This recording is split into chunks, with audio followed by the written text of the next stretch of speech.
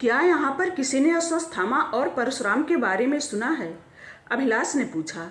हाँ, भोले परिमल ने कहा। हाँ, केवल उनके बारे में सुना है, डॉक्टर बन्ना ने बताया। उनके बारे में कभी नहीं सुना, साहिस्ता ने धीरे से कहा। प्रौद्योगिकी में दक्ष एलसीडी ने जवाब दिया।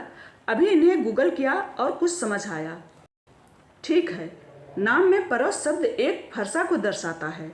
परशुराम का शाब्दिक अर्थ है फरसे के साथ राम। वे विष्णु भगवान के छठे अवतार और रेणुका एवं ऋषि जमदग्नि के 5वें पुत्र थे। हिंदू धर्म में वे 7 चिरंजीवियों में से एक हैं। परशुराम को ज़्यादातर 21 बार क्षत्रियों का संहार करने के लिए जाना जाता है। जब शक्तिशाली राजा कार्तवीर ने उनके पिता की हत्या कर दी थी। भार्गव परशुराम की ऐतिहासिक विरासत हैहर राज्य से प्रारंभ होती है, जो आज के आधुनिक मध्य प्रदेश के इंदौर शहर के पास महेश्वर में स्थित है।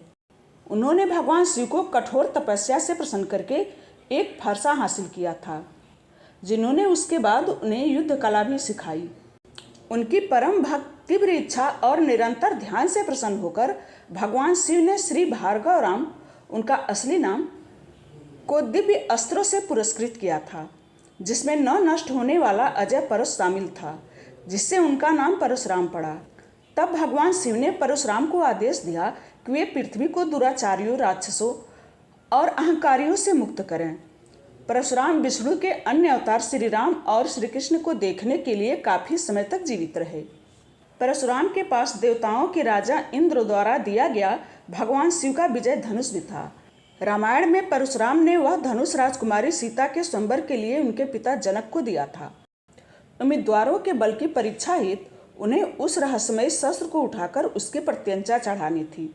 श्री राम के अतिरिक्त और कोई भी सफल नहीं हुआ, लेकिन जब श्री राम धनुष की प्रत्यंचा चढ़ाने की कोशिश कर रहे थे तो उनसे वह धनुष टूट गया, जिससे एक भयंकर गर्जना हुई, जो महेंद्र पर्वत की चोटी पर ध्यान में लीन परशुराम के कानों तक पहुंच गई।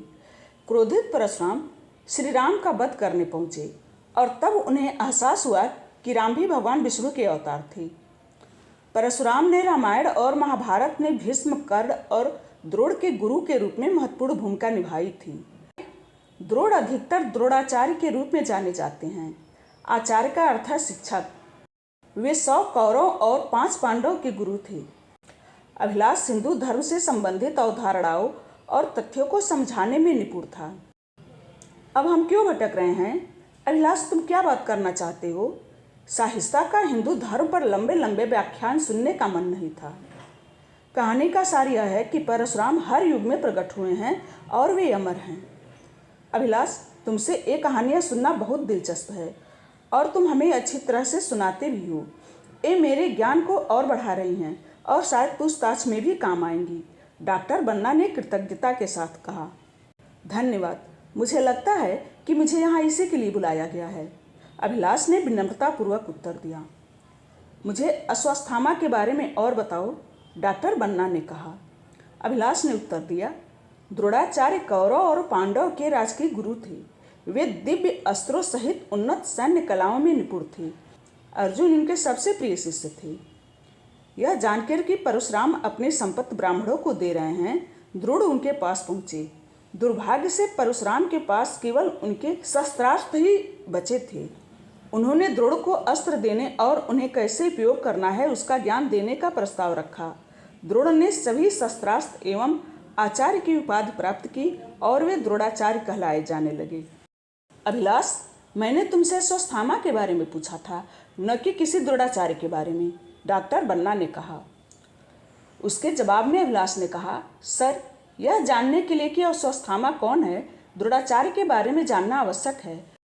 भगवान शिव जैसे पराक्रमिक पुत्र की प्राप्ति के लिए द्रोणाचार्य ने कई वर्षों तक भगवान शिव की तपस्या की थी, जिससे उन्हें द्रोणी यानी अश्वत्थामा की प्राप्ति हुई। अश्वत्थामा के पास भगवान शिव के जैसी वीरता थी। अश्वत्थामा एक शक्तिशाली योद्धा था, जिसने कौरवों की ओर से पांडवों के विरुद्ध लड़ाई लड़ी थी। युद्ध में केवल अश्वत्थामा और उसके मामा कृपाचार्य ही जीवित बचे थे। अश्वत्थामा एक अजेय योद्धा था, जिसे हथियारों के विज्ञान का गुरु माना जाता है।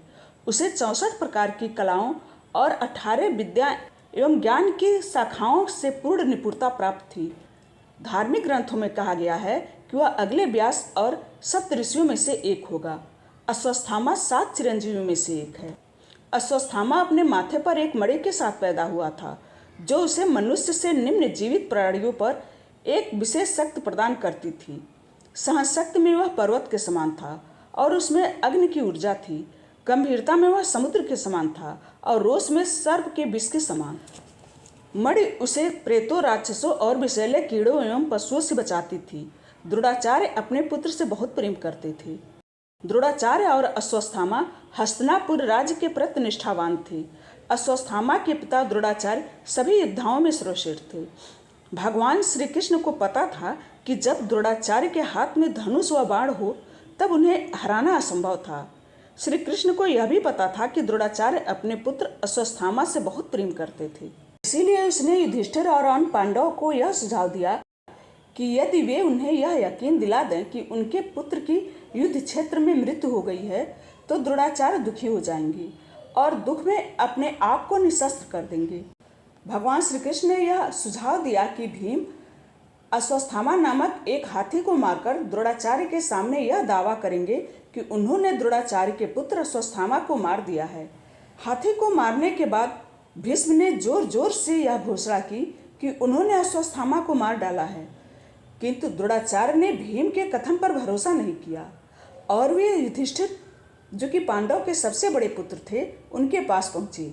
द्रोणाचार्य को युधिष्ठिर के सत्य के प्रति दृढ़ निश्चय का पता था और वे जानते थे कि वे कभी झूठ नहीं बोलेंगे।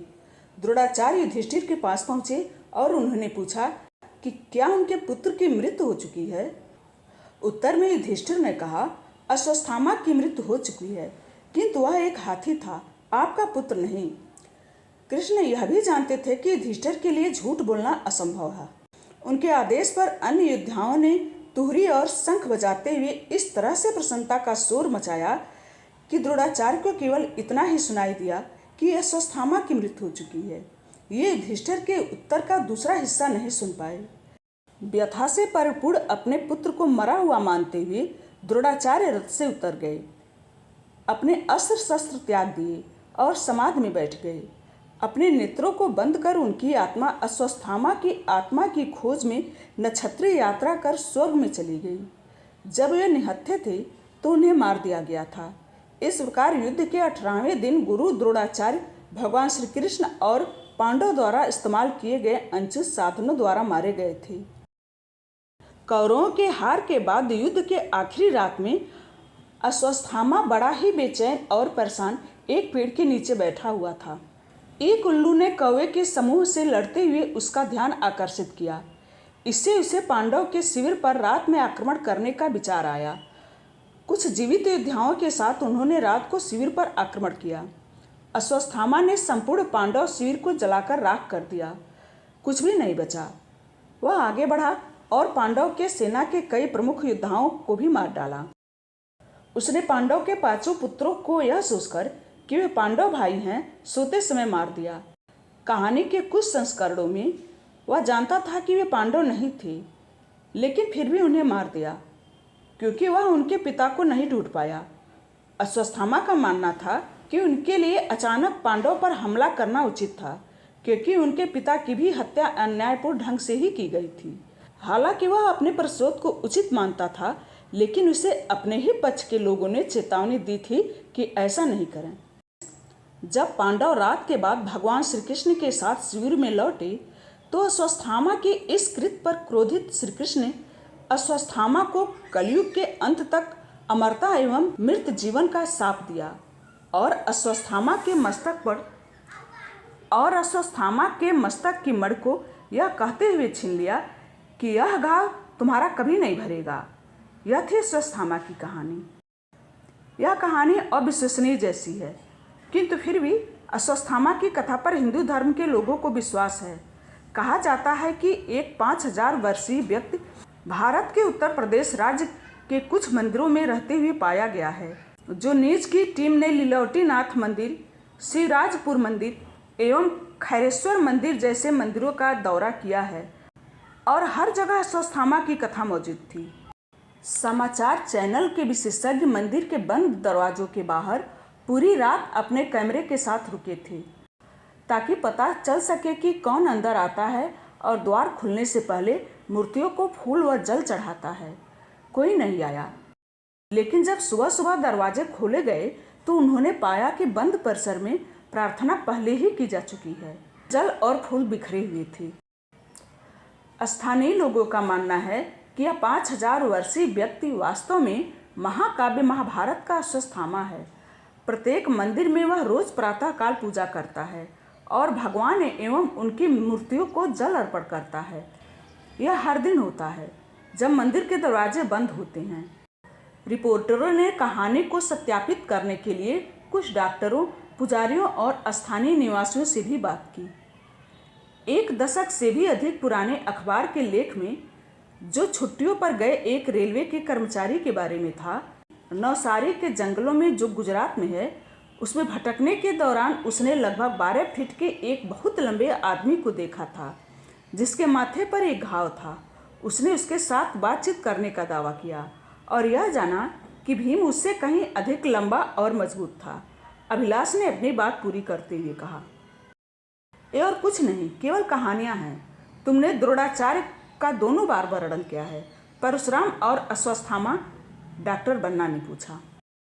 हाँ, अश्वत्थामा द्रोणाचार्य के पुत्र थे और परशुराम द्रोणाचार्य के गुरु।